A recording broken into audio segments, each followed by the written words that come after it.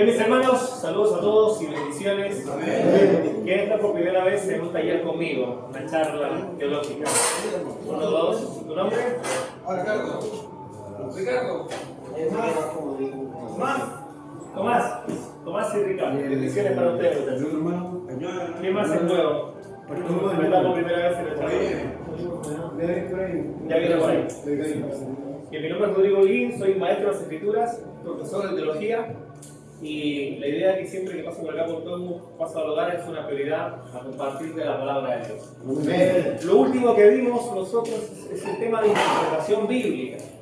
Cuando estamos viendo interpretación bíblica, lo que hacemos es tratar de comprender la Biblia. No tan solo lo que la Biblia dice, sino comprender y entender por qué dice lo que dice. Hoy vamos a tocar un texto bastante particular. Y la idea de un profesor es que no le dé respuestas, sino que le haga preguntas a ustedes. Así que hoy día yo vengo más que nada de preguntón, más que de profesor. Si a veces damos muchas explicaciones, pero no hacemos las preguntas correctas.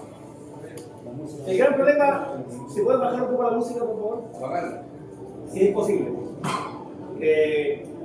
Lo que a veces ocurre, y lo que a veces nos pasa a todos nosotros, es que la gente habla de un versículo bíblico. Está muy fuerte la música. Si mucha gente habla de los versículos bíblicos, pero no explica el porqué del versículo bíblico. El trabajo de un maestro no es tan solo es citar un versículo bíblico. Conozco gente, y a veces realizo debates con algunas doctrinas contrarias a las doctrinas nuestras, y la gente cita y cita versículos. Pero le hago 2 o 3 preguntas al versículo que acaba de citar y no sabe qué responder. O sea, eso me dice que está citando algo que no entiende. El gran problema que nos ocurre a nosotros los cristianos es que somos buenos para citar textos bíblicos. Y saberse un texto bíblico de memoria no sirve de nada. No te ayuda. Un texto bíblico de memoria no te salva, ni te da sabiduría ni entendimiento. El versículo de escudriñar las escrituras, ¿sí? Y muchos dicen, escudriñemos las escrituras, pero ¿qué significa escudriñar las escrituras? Profundizar. ¿Pero profundizar cómo? ¿Cómo hay que profundizar en las escrituras? Entenderla, yo creo. Entenderla, pero ¿cómo? La Biblia es un mundo ajeno a nosotros. Ajeno a la cultura, ajeno al contexto histórico, ajeno a nuestro método alimenticio, ajeno a nuestro contexto, ajeno incluso a la forma de hablar, particularmente la versión que más amada hoy usamos, que la Reina Valera 60, usa un lenguaje que ni siquiera es propio, ni siquiera nosotros lo usamos. Debería ser descartada la Reina Valera 60 de todas las iglesias y modernizar el idioma, no es cambiar la Biblia, es modernizar el idioma, que sea más acorde a nuestro contexto. No estoy hablando de Biblia de estudio, una Biblia de estudio debe ser muy literal, debe usar palabras bastante complejas, y ese es el otro problema, la Biblia tiene muchas palabras complejas. Pero hoy día no vamos a ver nada complejo, vamos a ver algo simple y sencillo. Y vamos a darnos cuenta como muchas veces las cosas simples y sencillas las pasamos por alto. Leamos el versículo que le acabo de dar. Efesios 4:26. ¿Sí? Dice, airaos, pero no pequéis. No se ponga el sol sobre vuestro enojo, ni deis lugar al diablo. Y les voy a hacer una pregunta. ¿Se puede airar, de acuerdo al texto, alguien airarse? ¿Qué significa airarse?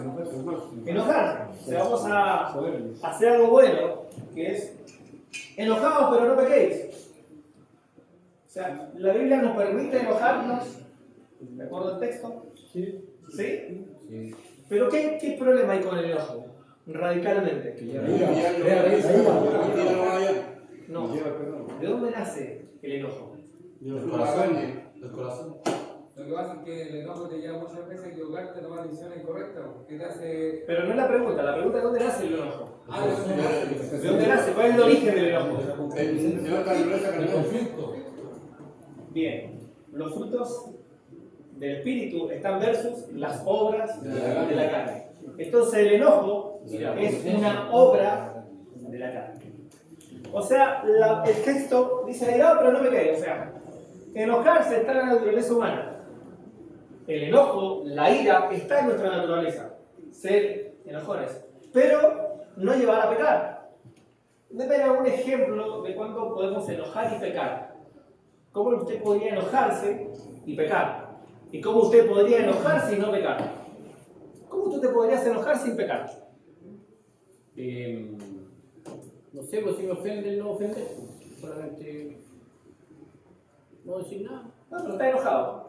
Paso por el lado tuyo y te pego unos cachos en la cabeza. Ahí está. Pero no, tienes derecho a enojarte. Claro. Estás enojado, pero ¿cómo? Pero no devolver, Pero no pecar. No hablarle. Dando una enseñanza. No hablarle nada. ¿Cuál es el mayor problema que tenemos, especialmente que se genera en Chile, en la forma de hablar? Chile está calificado como un país muy garabateo. Sí. ¿O no? Sí. Entonces, Entonces, una de las primeras formas prácticas es poder controlar la lengua y no insultar, no decir garabatos. Porque el garabato ya sería una forma de pecado. ¿Por qué? Porque de dos aguas no pueden brotar fuentes diferentes. También se habla de que la lengua es un miembro pequeño que genera grandes incendios. De paso están de moda los incendios acá en Chile. Así que sabemos por experiencia lo que son los incendios, que son difíciles de apagar. Otro tema de esto, de airado pero no pequéis, es no devolver mal por mal. Puedo enojarme. De hecho, ¿vemos a Cristo enojado? sí. En el templo. ¿Tuvo una obra de la carne Jesucristo? No. Sí. Sí, consideración. Cuando dio vuelta a la mesa. En el templo, cuando entró, porque estaban comerciantes en el templo del mercado. Pregunta, ¿el enojo es fruto del pecado? ¿Es un producto del pecado, el enojo? No. ¿No? El penal no está enojo. ¿Dios se enoja? Sí. ¿Cómo si no tiene carne? ¿Por qué se enoja Dios?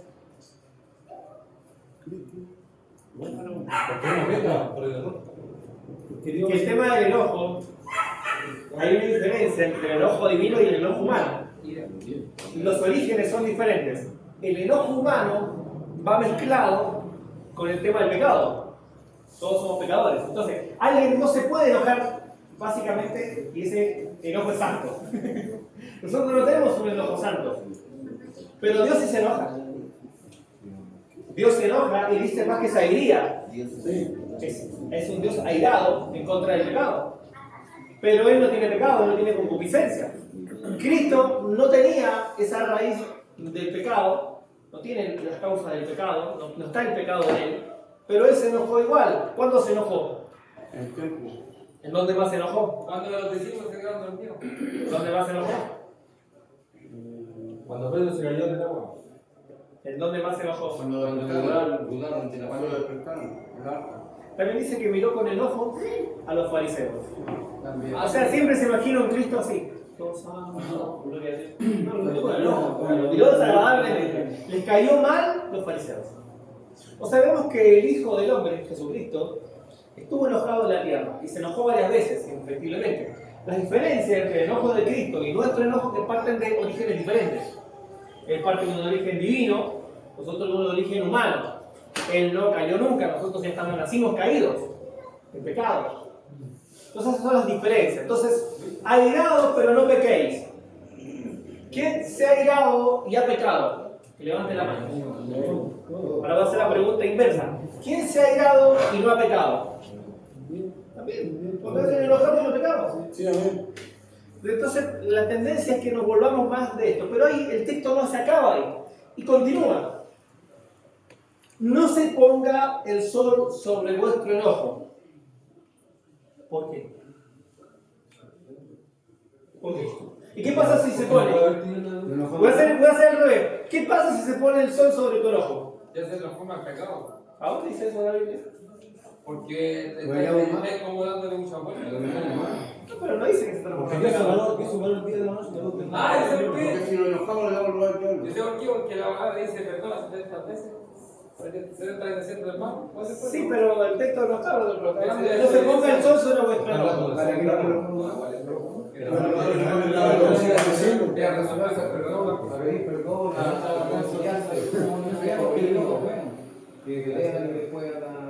¿Qué pasa si siempre vivimos enojados? Raíz de la amargura.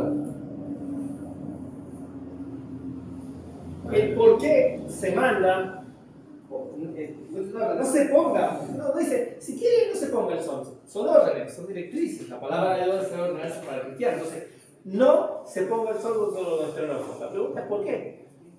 Mucha gente predica, no se ponga el sol sobre nuestro enojo. ¿Y qué pasa si se pone? ¿Y qué pasa si me acuesto enojado y me levanto enojado y sigo enojado? ¿Qué pasa? Sigue enojado. Con el conocimiento. Está enojado. En realidad no es un pecado, pero puede empezar a tener raíces de amargura. Una raíz de amargura, que comprende lo que es una raíz en primer lugar. ¿Sabes lo que es una raíz? Algo que está bajo la tierra, pero una raíz de amargura, ¿cómo es? Está dentro de nosotros. Entonces este concepto es un concepto interno. Cuando habla de raíces, habla del concepto de interno. Que adentro de la persona puede generarse amarguras. ¿Quién ha tenido raíces de amargura acá? ¿Quién se ha acostado enojado? Se levantó enojado. Pero el consejo es no. La recomendación es no. La ordenanza es no. El enojo da lo que sigue diciendo el texto. Dijimos que la Biblia nos sigue explicando. Ni deis lugar. Si nos dice que no se ponga el sol sobre vuestro enojo y después mete al diablo del camino, indica el enojo, que es un camino fácil para qué. Para que haga qué el diablo. Para que nos haga pecar, para que nos haga tentar, para que más. Para que tomemos venganza, para que tengamos venganza. Es un derecho divino enojarnos, como así, pero no tenemos derecho de pecar y se nos recomienda que no nos acostemos enojados porque hay dos terrenos del diablo. Primero, terreno de flojos, terreno del diablo. Y terreno de enojados, terreno del diablo. O sea, hay dos terrenos prácticos para el diablo. Uno es el enojo, el otro es la pereza. El enojo es un terreno, y acá entra una palabra donde se hablan las maquinaciones. ¿Qué es lo que es una maquinación? ¿Qué me podría dar esa respuesta? Una maquinación. Una planificación, un plan. Una maquinación. ¿Han escuchado, por ejemplo, que a veces las hechiceras o las brujas descubren el futuro? ¿Saben el futuro? O le dicen lo que va a pasar a una persona y le pasa tal cual. ¿Cómo? Si solo Dios sabe el futuro. Imagina. Entonces, ¿cómo? Pero así lo pregunto. No, el futuro, no estaba hablando del pasado. A una chica se le dijo que iba a sacarse un premio, que este premio lo iba a llevar a Italia, que en Italia iba a conocer a un joven y que ella se iba a casar. Y tal cual le ocurrió. Dice, la bruja sabe el futuro. Entonces es una maquinación, es una planificación del diablo para que te ocurran determinadas cosas. Y acá nos lleva a la pregunta, ¿todo lo que te ocurre es de Dios? No. Aunque parezca bendición, no necesariamente todo lo que te pase puede venir de Dios. Entonces el tema del enojo, estarse con el enojo, es a donde actúa Satanás. ¿Ocurrir cosas buenas que no sean de Dios? Bueno, ocurrirte cosas que te parezcan buenas, pero su camino final es de muerte. Como dice el camino. Ahora, ¿cómo saber? No nos vamos para ese tema, vamos a centrar en el tema, cómo evitar que al fin y al cabo no acostemos enojados. ¿Qué cosas prácticas me podrían dar ustedes para no acostarme enojado? Orar. ¿Qué más? ¿Pedir perdón? Alabar, ¿qué más?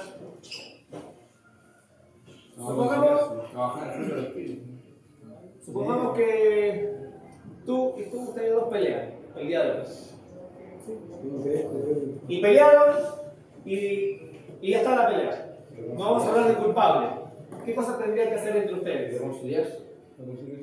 Entonces, una de las maneras prácticas de no se ponga el sol en tu ojo es enfrentar el problema. ¿Sí? Pero, ¿enfrentar el problema cuándo?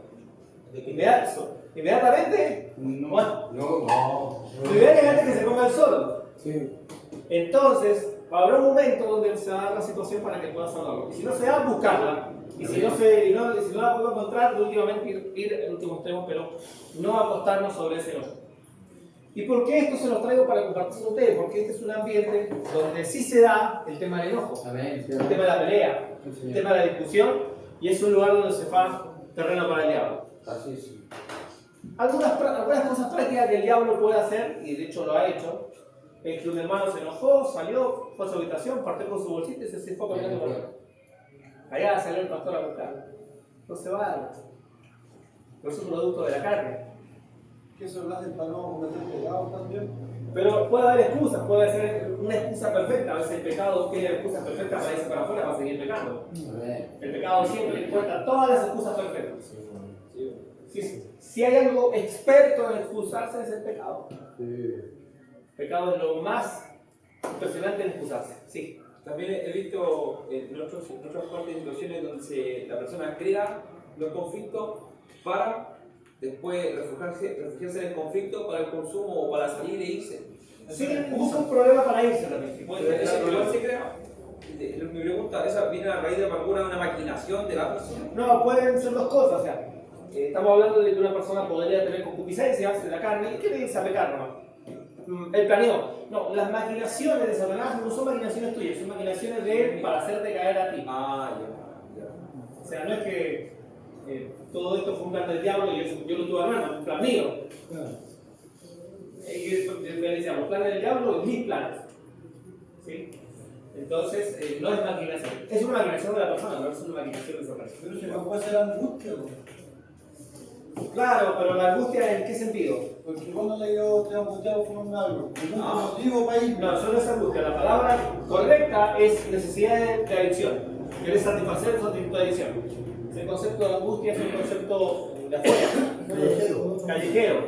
El concepto real es necesidad de drogar. Tengo necesidad de drogar. La pregunta que es Concupiscencia. Concupiscencia, deseos. Cambia esa palabra por deseos. Tus propios deseos. Tus propias necesidades. ¿Sí? Necesidades, deseos. Tiene que ver con las necesidades de la persona. ¿Cuál es un ejemplo más claro de lo que es maquinación del diablo? Maquinación del diablo, por ejemplo, la maquinación del diablo empieza a atacar tu mente de noche y empieza a llenarla de ideas. Eso sí lo puede hacer el diablo. ¿De los sueños? Ideas morbosas, sexuales, de venganza, de ira, de recuerdos.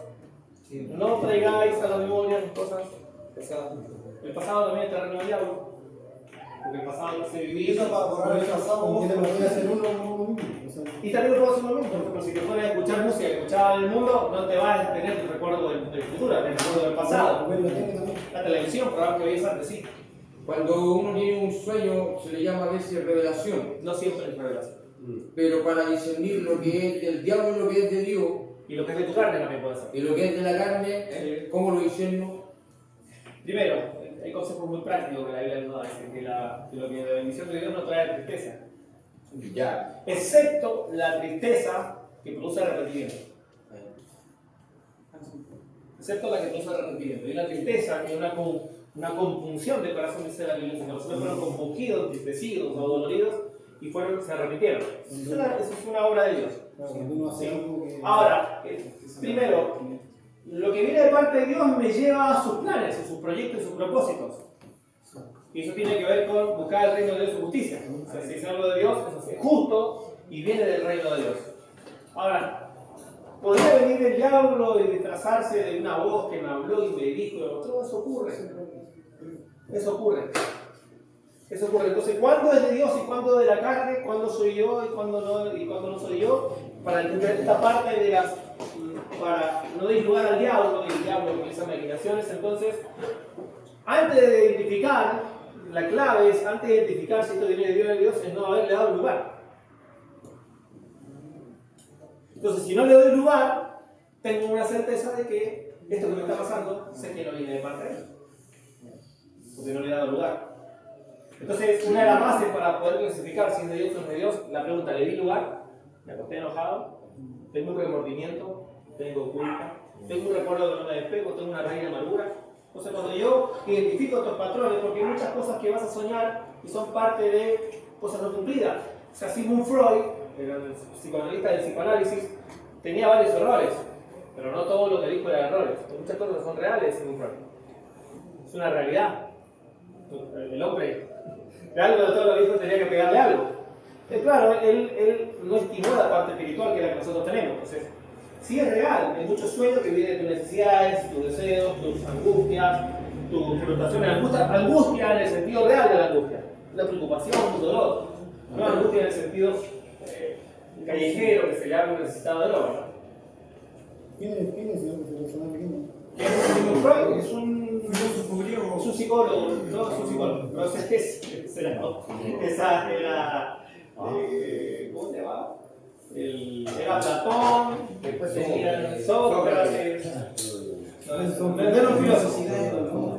Pero Freud fue un psicoanalista. Tiene varios libros y de hecho cuando alguien va a estudiar psicología se tiene que comer los libros de Freud. Son libros pesados. Cerremos con esto. No darle lugar al diablo. Mis amados hermanos, evitar las peleas, los conflictos. Si me da el conflicto ya no lucho con esto, ya no lucho con no haber pecado y con no estar enojado. Pero si le doy lugar al enojo, no pecar. Y si me estoy enojado y no he pecado, no acostarme enojado. Y si me acosté enojado, me levanto y soluciono el problema. O sea, a las 3 de la mañana tengo que hablar contigo. Tengo que hablar contigo, porque me pasa esto y no tengo paz para dormir.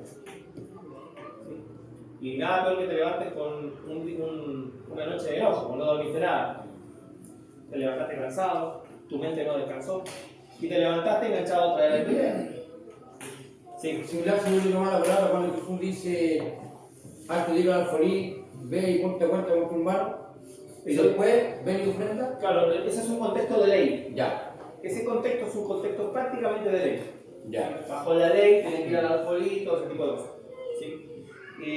Con lo que Cristo está enseñando ese concepto de dejar tu ofrenda, preséntala, y hay un contexto, esto es Mateo capítulo 18, si no me equivoco. Mateo 18, y de hecho hicimos un ejercicio de interpretación, ¿recuerdan? Sí.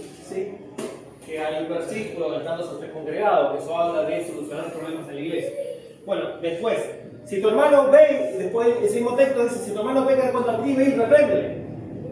Después que lo reprendimos, si él no reacciona, ir en 2 o 3.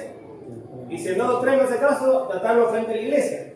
Y si no es frente a la iglesia, es algo que no es cristiano, no es un hijo de Dios. Habla como gentil publicano. Ni siquiera es cristiano todavía. ¿Se podrá echar a esa persona? Lo único acto de echar a una persona, de acuerdo a la Biblia, fue un acto de una persona que había pecado contra su madre, su madrastra de hecho, y esta persona no se había querido retractar, ¿sí? Y nadie le había llamado la atención, entonces esa persona fue echada. Entonces habría que ver qué tipo de pecado cometió contra mí para ver si puede seguir estando entre nosotros o tiene que ser expulsado directamente. Eso es bíblico, eso es totalmente bíblico. Gracias. ¿Qué pasó, Tomás? ¿Qué? ¿Se cayó? Bien, continuemos. Este tema de darle lugar al diablo. ¿Qué pasa si ya le dimos lugar y ya tomó? Hay algo que se llama, es un ejercicio que yo he hecho muchas veces, que es sacarme del contexto, mirarme un poquito dónde estoy parado, porque a veces estamos tan enrollados en una ola y mirarnos y decir, ay, ¿cómo estoy actuando? ¿Qué estoy haciendo? ¿Cómo estoy actuando? ¿Es el diablo? ¿Soy yo? Hay un momento que nosotros tenemos que recapacitar y mirarnos nosotros mismos cómo estamos actuando desde afuera. Mirarte desde afuera como un extraño, ¿cómo estás actuando? ¿Qué te dirías tú a ti mismo si estuvieses actuando así? Imagínate que tú no estás enojado y te ves a esa persona enojada y esa persona no eres tú. ¿Qué le dirías a esa persona para ayudarte? Porque muchas veces estamos tan enrollados, estamos tan enseguecidos y tenemos unas lentejeras. Otra de las cosas que hace el diablo es acortar la visión, el ángulo de visión. O sea, acorta el ángulo de visión, en la visión y lo que hace es centrarse, en vez de abrirnos el ángulo. Entonces, cuando nosotros nos paramos un rato, lo que hacemos es abrir la vista y nos damos cuenta que tal vez no era tan grave el problema y yo lo estoy haciendo grave, que eso puede mostrarme que en mí hay otros problemas. Cuando yo hago cosas que no son tan grandes y las hago grandes, es que el problema no lo tienen los demás, el problema lo puedo tener yo. Es significar que tal vez el origen del problema puedo ser yo. Y si yo no soy capaz de identificar mis propios problemas, tengo un problema, que se llama problema el famoso problema de puntos ciegos. Entonces, reconocer los puntos ciegos, cuáles son mis problemas. O sea, un punto ciego es un lugar donde nunca veo. Pero los puntos ciegos, los demás siempre lo ven. Es importante que ustedes se junten en grupo y que digan, muchachos, ¿qué piensan de mí? Se pongan un rato a la crítica. ¿Qué piensan de mí? Pero fuera de la broma, porque siempre estos contextos siempre salen los vivos o los cancheros que quieren hacer siempre las bromas. Al que empieza a hacer broma no saca directamente, no sirve. La primera broma es decir, levantate porque no estás ayudando. Si quieres hacer de broma, buscarte un circo de payaso y te va a dar. ¿Sí? Porque muchas veces cuando se empiezan a criticar, todos empiezan a hacer talla y hacer broma. Es un momento serio, porque es parte de nuestra rehabilitación. Entonces, cuando nosotros nos abrimos a que los hermanos nos observen y nos digan, mira, yo veo que te pasa esto y esto. Puede que sea cierto, puede que sea exagerado, tal vez sea un punto equivocado de la otra persona. Pero entre todas las personas vamos a poder encontrar la verdad. Porque no puede ser que todos estén equivocados. No puede ser que todos estén equivocados. Si hay un patrón en común que todos se dieron cuenta, debe ser que el problema sea cierto. ¿Sí? Y esos son círculos que tienen que hacer grupos y charlar este tipo de cosas. Entonces, muchas veces, cuando le damos lugar al diablo, porque no tenemos identificadas nuestras debilidades, nuestros puntos ciegos, muchas veces, ¿cuál es mi problema interno que tengo? Estoy haciendo demasiado grande los problemas y todo lo estoy maximizando porque tal vez el problema sea en mí, el problema sea yo, en mi mente, en otras cosas. Entonces, el otro es ayudar a mi hermano. Entonces, ¿cómo puedo evitar? Está bien, estamos hablando de la autoayuda. ¿Qué pasa cuando yo puedo ayudar a mi hermano? ¿Qué pasa cuando el hermano no se da cuenta y le está dando lugar al diablo? Y recomendarle el buen consejo. El consejo sabio. Cuando hay el consejo sabio, le dice, hermano, le está dando lugar al diablo, no te acuestes así, vamos a solucionar, ser de mediador. El tema de los pacificadores. Bienaventurados los pacificadores, porque ellos serán llamados hijos de Dios. ¿Sí?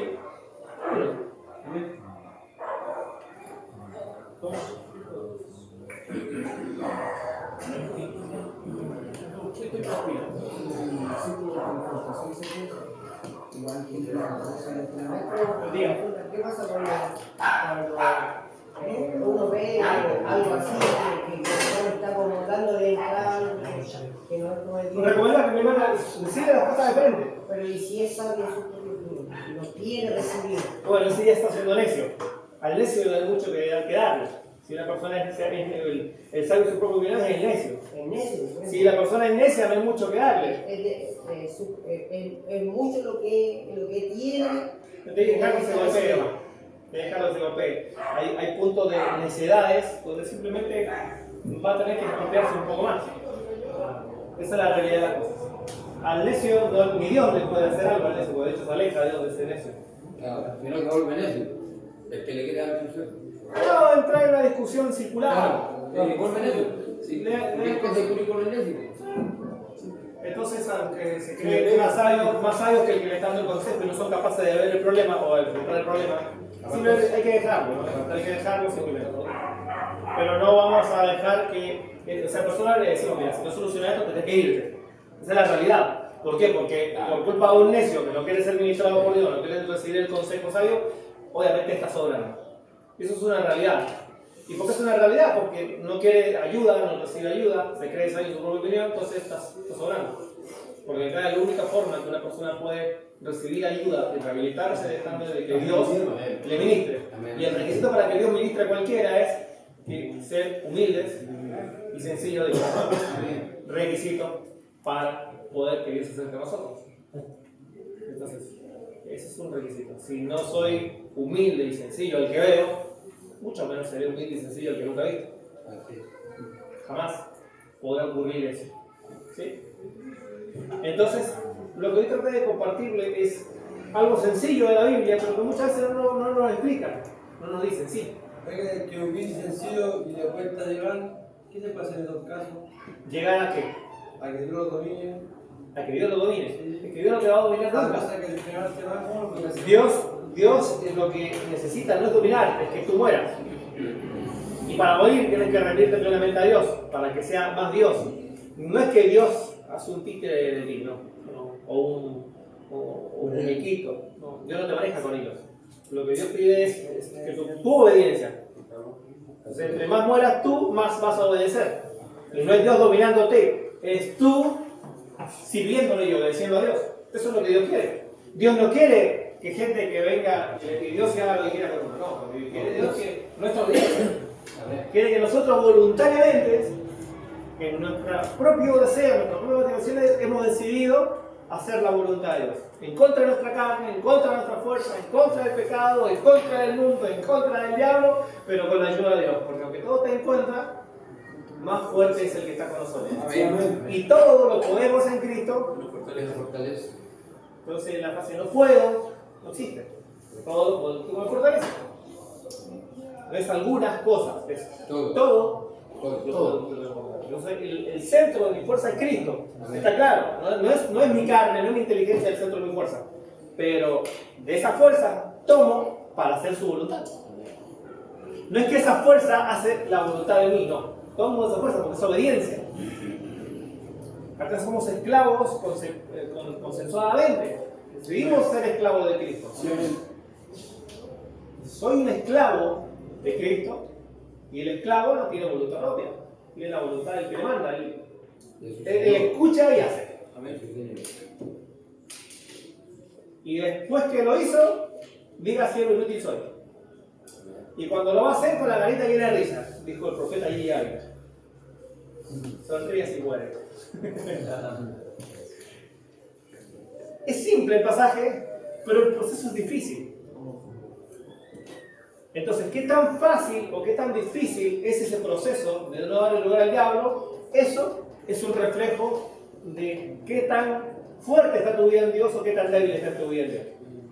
Ahí entran todas las recomendaciones que dan al principio. Orar, ayunar, leer la Biblia, congregarse, levantarse más temprano, ser más solícito a las cosas, evitar el ocio.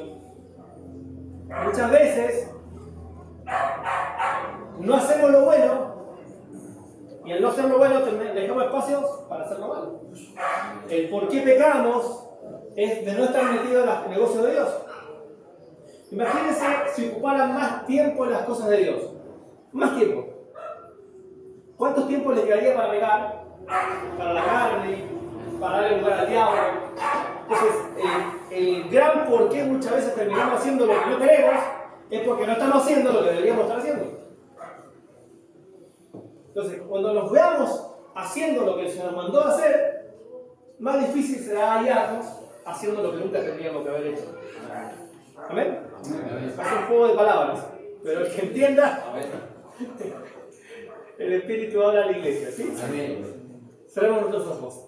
Amado Padre y amado Señor, te damos gracias por este tiempo de tu palabra, un tiempo de reflexión de tu palabra, Señor.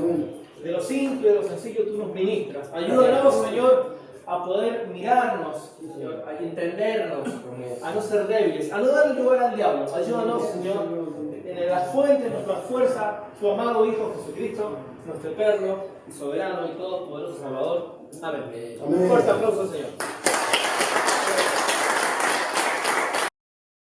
No olvides suscribirte y dejar tus comentarios. Comparte este material con tu congregación.